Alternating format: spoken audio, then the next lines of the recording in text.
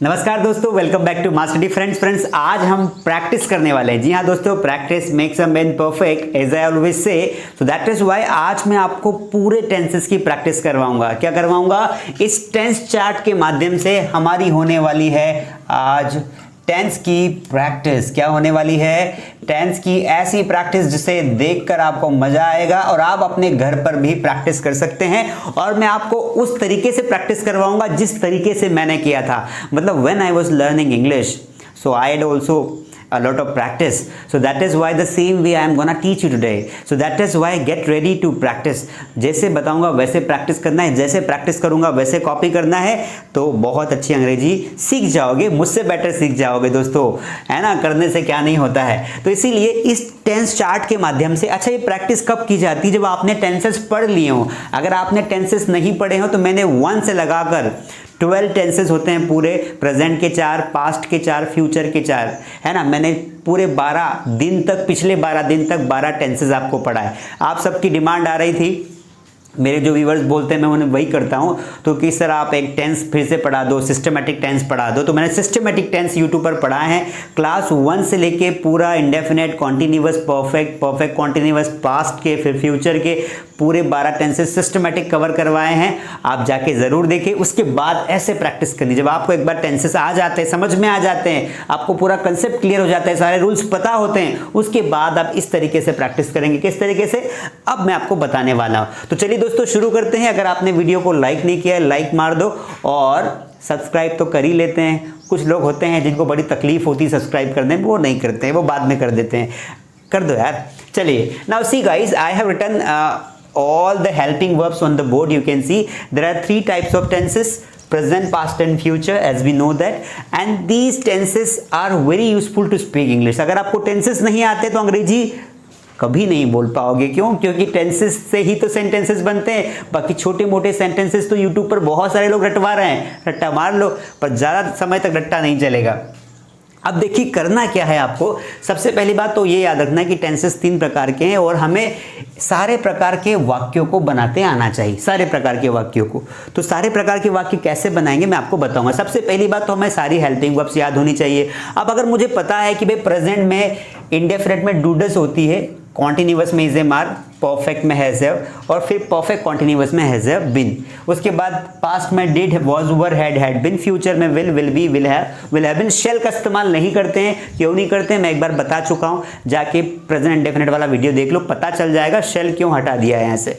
चलिए अब देखिए यहां पर दोस्तों एक चीज मैं आपको समझा देता हूं कि हमको क्या मेनली क्या याद रखना पड़ता है। टेंसेस बहुत ही आसान है, बस 2 चीजें आपको याद रखनी, एक तो हेल्पिंग वर्ब और उसके साथ लगने वाली मेन वर्ब। अगर आप इंडेफिनिट वाला कोई सा भी टेंस बनाएंगे, है ना, चाहे प्रेजेंट हो, पास्ट हो, तो आपको वर्ब का फर्स्ट फॉर्म लगाना है। अगर आप कॉन्टिन्यूअस वाला कोई सा टेंस बनाएंगे तो आपको वर्ब का फोर्थ फॉर्म मतलब आईएनजी फॉर्म लगाना है। अगर आप परफेक्ट टेंस वाला वाक्य कोई बनाएंगे तो आपको थर्ड फॉर्म, और यहां पर फिर वापस फोर्थ फॉर्म। तो ये आपको याद करना है कि भाई इंडेफिनिट वाला टेंस बनाएंगे मतलब इनके साथ हमेशा वर्ब की फर्स्ट फॉर्म आएगी, इनके साथ फोर्थ फॉर्म आएगी, इनके साथ वर्ब की थर्ड फॉर्म आएगी, और इनके साथ आएगी वर्ब की फोर्थ फॉर्म। तो सेकंड फॉर्म कहां गई? तो सेकंड फॉर्म का नियम मैंने आपको बताया है कि पास्ट इंडेफिनिट के सिंपल सेंटेंस में, सिंपल में आपको या तो वर्ब टू लगानी होती, मतलब आपको V2 का इस्तेमाल करना पड़ता है। जैसे वो स्कूल गया, ही वेंट टू स्कूल, यहां पर वेंट लगाया हमने। अब देखिए V1, V2, V3 और V4 चारों वह मेन वर्ब्स हो गई है। उसके अलावा एक और वर्ब का फॉर्म होता है, वो होता है वर्ब 5।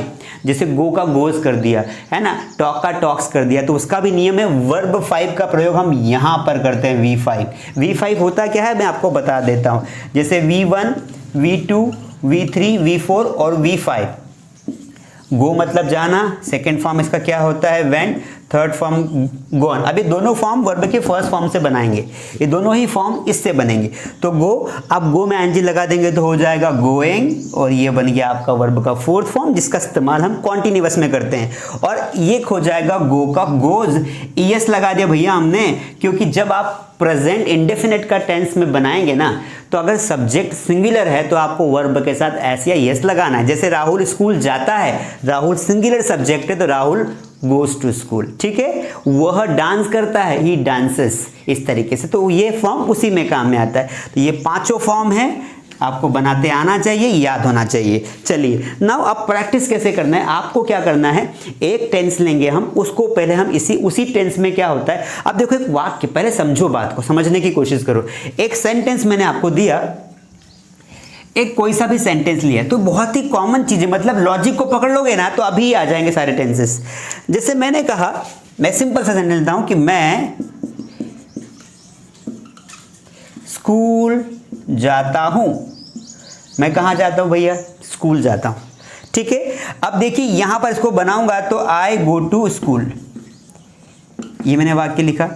अब इसमें पता है दो चीजें हमेशा कॉमन रहेगी किसी भी वाक्य में, एक तो उसका सब्जेक्ट, एक तो रहेगा उसका ऑब्जेक्ट। चाहे कोई सा भी टेंस पढ़ो, चाहे प्रेजेंट पढ़ो, पास्ट पढ़ो, फ्यूचर पढ़ो, ये पढ़ो वो पढ़ो, दो चीजें इस सेंटेंस में कॉमन रहेगी, आई और स्कूल। क्योंकि मे को हम आई बोलेंगे, इसको बदल नहीं सकते हैं, स्कूल को स्कूल ही बोलेंगे, ठीक है। बदलेगा तो क्या बदलेगा दोस्तों, यहां पर बदलेगा हेल्पिंग वर्ब और मेन वर्ब। जब हेल्पिंग वर्ब जो भी आएगी, जैसे मैं आपको एक एग्जांपल देके दिखाता हूं कि मान लो मैंने सेंटेंस यहां पर लिखा, व्हाट डिड आई राइट, मैंने लिखा कि वह स्कूल जा रहा है, ये सेंटेंस आपको बेहतर समझ में आएगा। ही को वही बोलेंगे और रहा को अब यहाँ पर जो है स्कूल को ऑब्जेक्ट मानकर लास्ट में लिख देंगे, क्योंकि एक सेंटेंस को बनाने के लिए subject, helping verb, main verb होना चाहिए। अब हमें चाहिए हेल्पिंग वर्ब, मेन वर्ब। अब चूंकि कॉन्टिन्यूअस टेंस है तो हमने यहाँ पे इज लगा दिया। अब इज लगाया, कहाँ गया इज, ये रहा, इज लगाया तो वर्ब का फोर्थ फॉर्म लगा देंगे तो गो का हो जाएगा गोइंग। अब यही तो गेम आपको समझना है। जब मैं अंग्रेजी सीख रहा था मैंने यही तो फंडा पकड़ा, यही समझा कि अंग्रेजी में क्या होता है, चाहे कोई सा भी वाक्य हो उसमें सब्जेक्ट ऑब्जेक्ट सेम रहता है, सब्जेक्ट ऑब्जेक्ट कोई सा भी टेंस हो वही रहेगा, सिर्फ हेल्पिंग वर्ब बदलेगी तो मेन वर्ब बदल जाएगी। जैसे यहाँ पर अगर मैं यहाँ पर इसकी जगह हैज कर दूंगा, क्या कर दूंगा, हैज, अगर यहाँ पर मैंने हैज लिख दिया यहाँ पर तो गो का क्या हो जाएगा, गॉन हो जाएगा। समझ में आया कि नहीं आया फंडा, समझ में आ रहा है। अगर मैंने यहाँ पे ऊपर इरेज कर देता हूँ, अगर मैंने यहाँ पे क्या कर दिया कि ही के साथ क्या लगा दिया, डज लगा, ही के साथ लगा दिया मैंने डज, तो डज नॉट लगाऊंगा ही के साथ, तो यहाँ पर ये गोइंग को वापस गो करना पड़ेगा। समझ में आ रही बात को, he does not go to school. अगर मैंने डज लगाया तो गो लगाना है, इज लगाया तो गोइंग लगाना है, हैज लगाया तो गोइंग लगाना है, मतलब हेल्पिंग वर्ब के हिसाब से मेन वर्ब को समझना है। तो वही खेल आपको समझना है कि जो भी हेल्पिंग वर्ब आप लगाएंगे उसके हिसाब से आपको मेन वर्ब लगाना है। मैंने एक सेंटेंस लिखा, जैसे मैंने कहा कि वह स्कूल जाता है, किसी को कोई प्रॉब्लम तो नहीं है, वह स्कूल जाता है तो जाने दो उसको, वह स्कूल जाता है, ये सेंटेंस है। इसकी प्रैक्टिस कैसे करेंगे ताकि सारे टेंसेस हमें आ जाए। वह स्कूल जाता है, प्रेजेंट में पहले बनाएंगे तो ही गोज टू स्कूल। वह स्कूल नहीं जाता है, डज लगाएंगे, he does not go to school. क्या वह स्कूल जाता है, does he go to school. क्या वह स्कूल नहीं जाता है, does he not go to school. वह स्कूल क्यों जाता है, why does he go to school. वह स्कूल कब जाता है, वह स्कूल कब जाता है, when does he go to school. इस तरीके से तो आपने बना लिया यहाँ पे 4-5 वाक्य। फिर उसी सेंटेंस को स्कूल जा रहा है, इज मान लगाओगे मतलब स्कूल जा रहा है, क्योंकि रहा है रही आता है ना, तो he is going to school. Is लगाया आपने तो वर्ब का फोर्थ फॉर्म ठोक दिया, ठोक दो वर्ब का फोर्थ फॉर्म।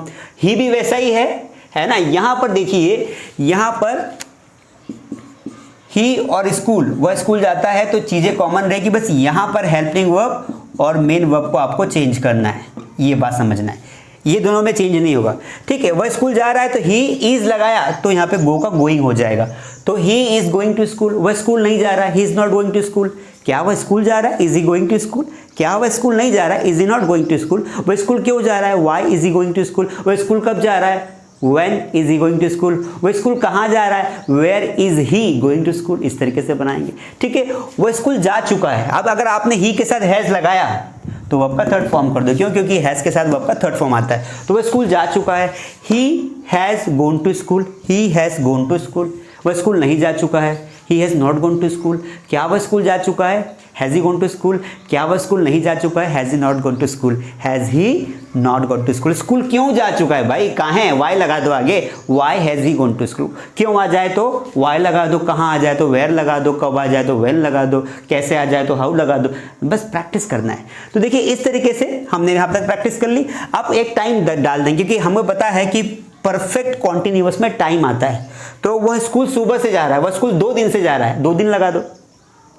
तो ही हैज़ बीन, अब आपने हैज़ बीन लगाया तो वर्ब का फोर्थ फॉर्म लगा दो, he has been going to school for 2 days, 2 दिन, मन से डाल दे, प्रैक्टिस कर रहे हैं इसलिए।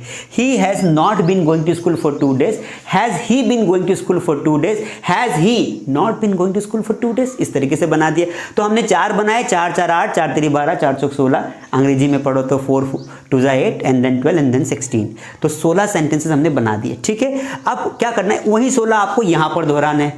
तो यहाँ पे पास्ट आ जाएगा, वह स्कूल गया, यहाँ पे क्या सेंटेंस बनेगा, कोई काम हुआ, पास्ट इंडेफिनिट मतलब कोई घटना घटी, स्कूल गया, ही वेंट टू स्कूल, वह स्कूल नहीं गया, ही डिड नॉट, और डिड आया तो वर्ब का फर्स्ट फॉर्म, क्योंकि डिड या वर्ब V2 दोनों में से कोई एक लगाना। अगर आपने V2 लगाया है वर्ब का सेकंड फॉर्म तो डिड नहीं लगाना है, डिड लगाया है तो वर्ब का सेकंड फॉर्म नहीं लगाए, तो डिड के साथ वर्ब का फर्स्ट फॉर्म आ जाए।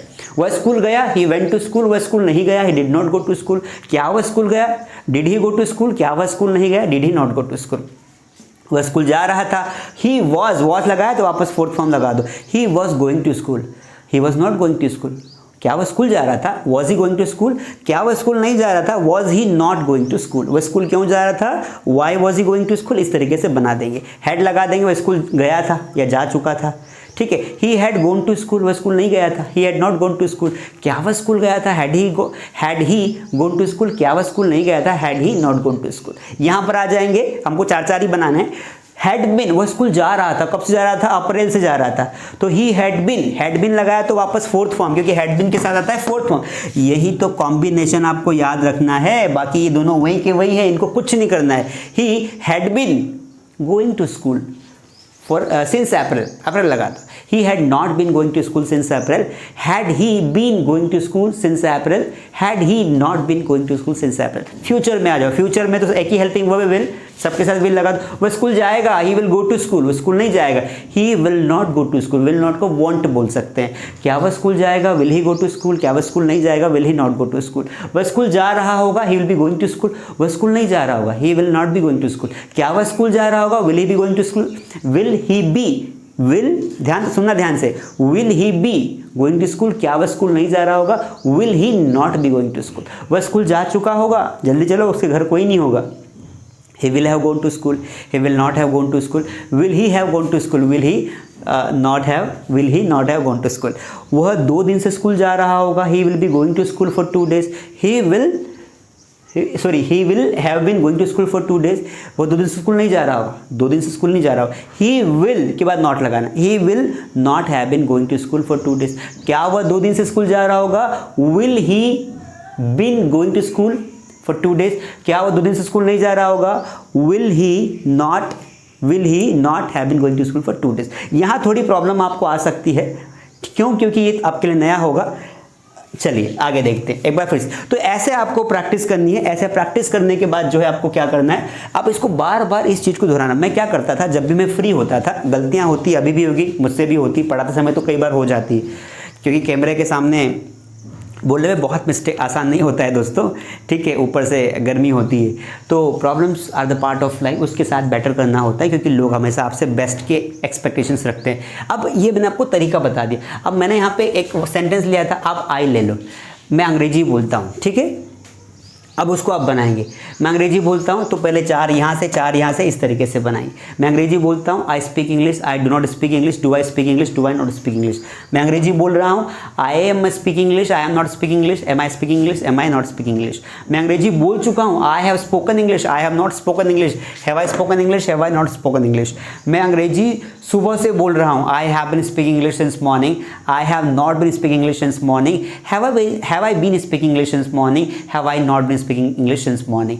मैंने अंग्रेजी बोली पास्ट में, आई स्पोक इंग्लिश, सीधा जैसे ही सेकंड आएगा तो स्पोक लगा दो, आई स्पोक इंग्लिश। मैंने अंग्रेजी नहीं बोली, I did not speak English, did I speak English, did I not speak English.